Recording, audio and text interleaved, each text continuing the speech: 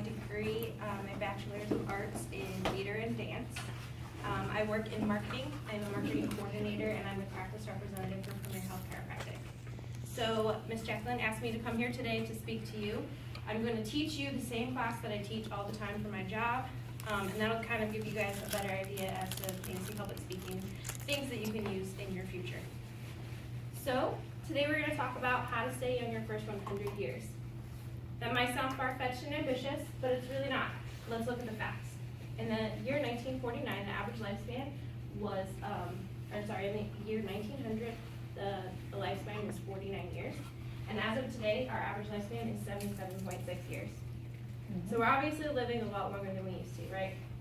So in a recent study that was done by the University of Texas, by 2050, over 800,000 Americans are going to be living to 100, with many living to 150.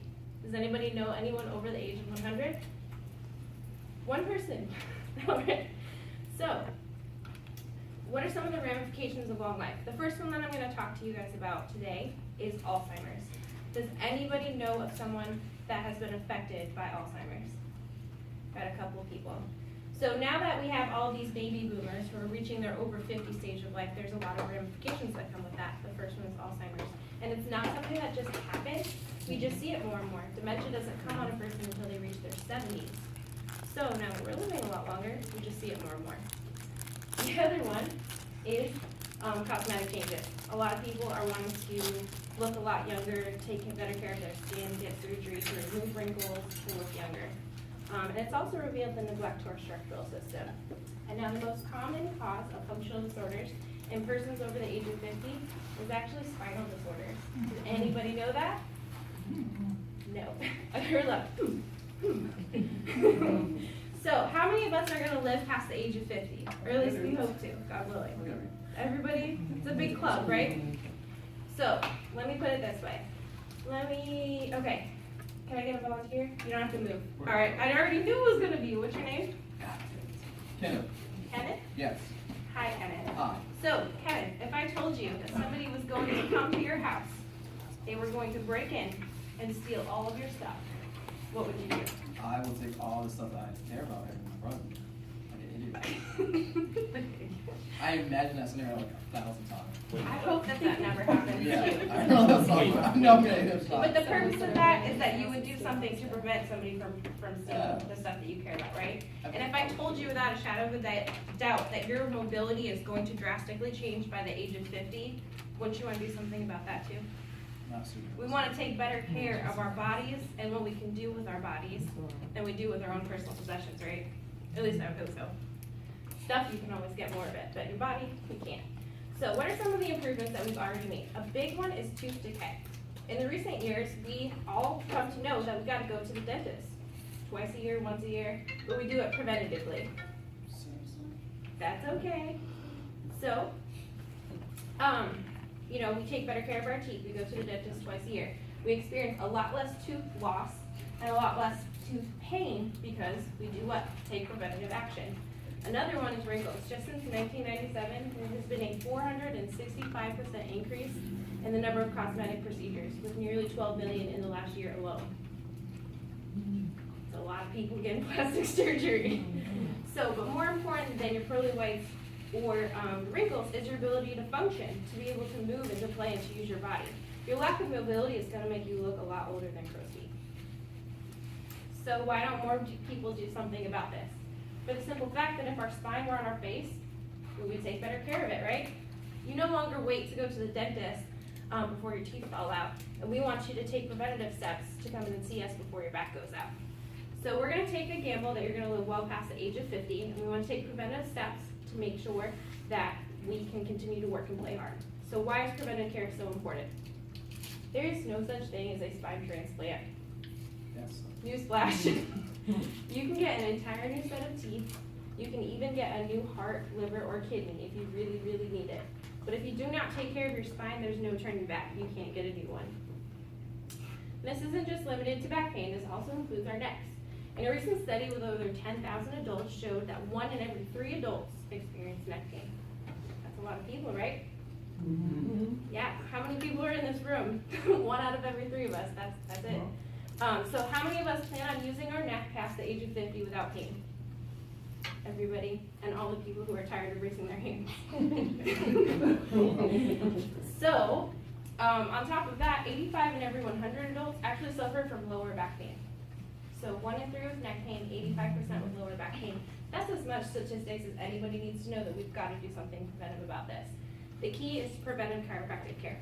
So let's take a look at what happens if we just let nature take its course, if we do absolutely nothing about it.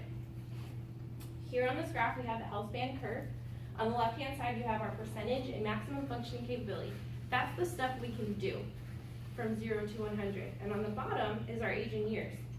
So does anybody want to take a guess at what year we reach maximum functioning capability? 30? 28, 25. Close. It's 23. So is anybody here 23 yet? Or right around 23? Wow. No? So you all are actually still in your development phase. But what happens? Or past that? I mean, I know there's a couple of There's us. a few of us that haven't. There's a couple of us. Yeah, yeah. But we don't need to talk about that, okay? That's already been said. So at 23 we reach our maximum functioning capability, and then what happens? Our bodies start to degenerate. As we get older, we lose our mobility, we lose the things that we are able to do. You know what it's like when you see your grandma and she's like walking like this. You know it's because she's lost her mobility. So by the age of 50, we will have about 50% of our maximum functioning capability. That means y'all haven't even reached 100 yet, and when you get there, you can only do half of that when you're 50. And then by the age of 60, you only have 25%. That's a quarter. You can only do 1/4 of the things that you could do when you were 23. It's amazing, right? Y'all are like, okay, Christy, you've depressed us enough. Can the scale be changed? Is it too late? And the answer is no. This is what happens when we add in. Wow. What? I thought you were going to say it goes all the way down, that's funny. Oh, yes. She said, So this is what happens when we add in regular chiropractic care. The same way that you go to see your dentist, the same way you go to see your primary care physician. The curve on the left-hand side, which is red, is the same one that we looked at on the previous slide. Green is what happens when we add in preventive chiropractic care. So we can actually hold your mobility between 75 and 80%, well into your 70s and 80s. You can imagine being that old and being able to do all the same stuff that you could do now. Sounds pretty great. So, you might ask, can the scale be changed for me? Most of us wait until the point of pain. We either get into a car accident or, we fall or something happens before we go and see the chiropractor.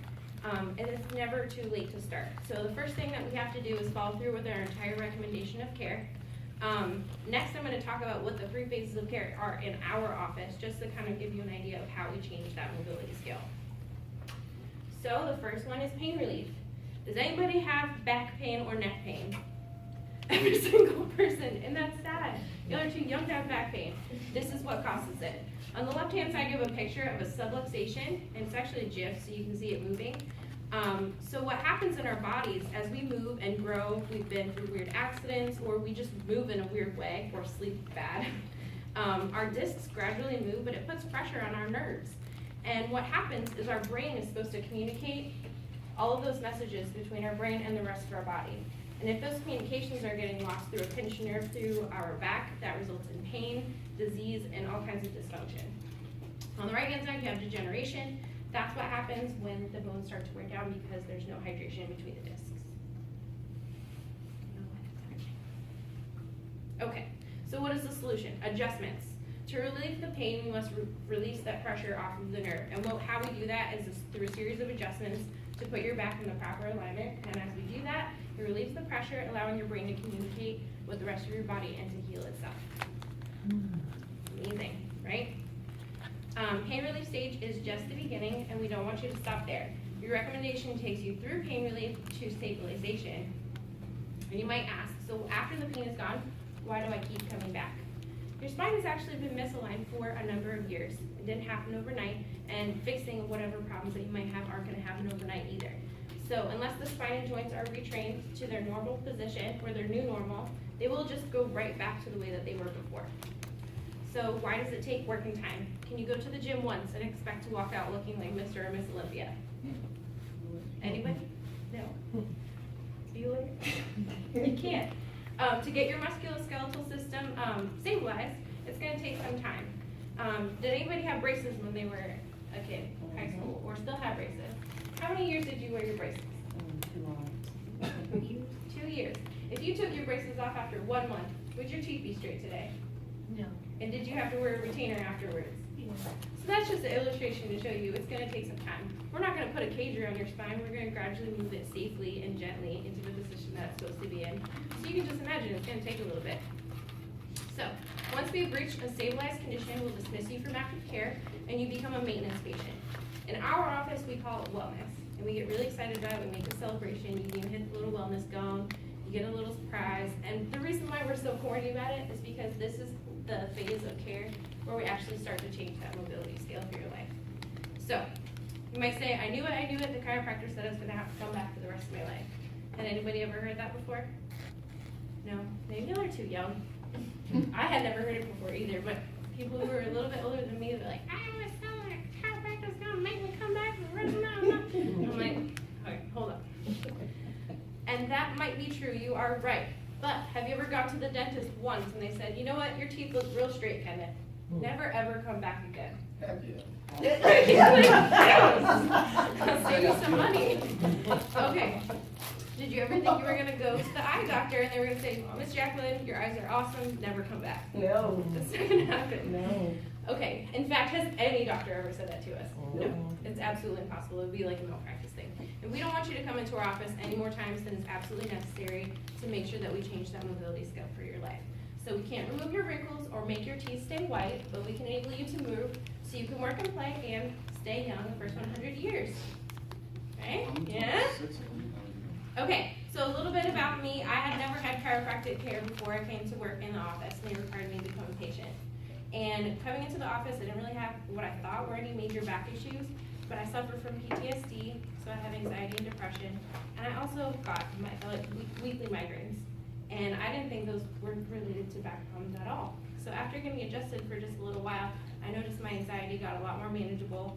I stopped having nearly as many panic attacks. And as you can imagine, somebody that's working in the public eye and you have to work and talk in front of people all the time, you can't have a panic attack. It's not, you just can't. And the other cool thing is I stopped getting migraines. Does anybody get migraines? They suck, right? They're terrible. So our office is dedicated to helping people do preventive care to make sure that we take care of their entire bodies. And we do that without the use of drugs and without the use of surgery. So you might be saying, wait, enough about me. What about my family and friends? Can this really change with them? And it's true.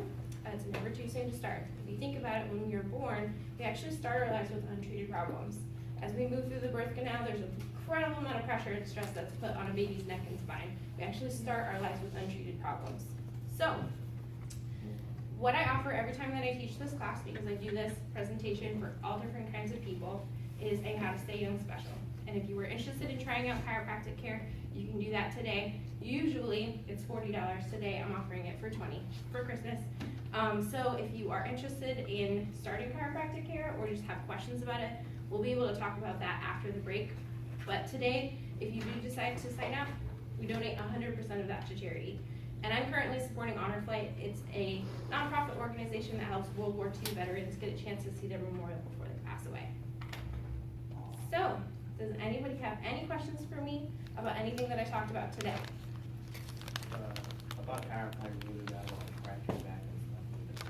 They can, and you don't have to keep going this part because it's Okay. the. Okay.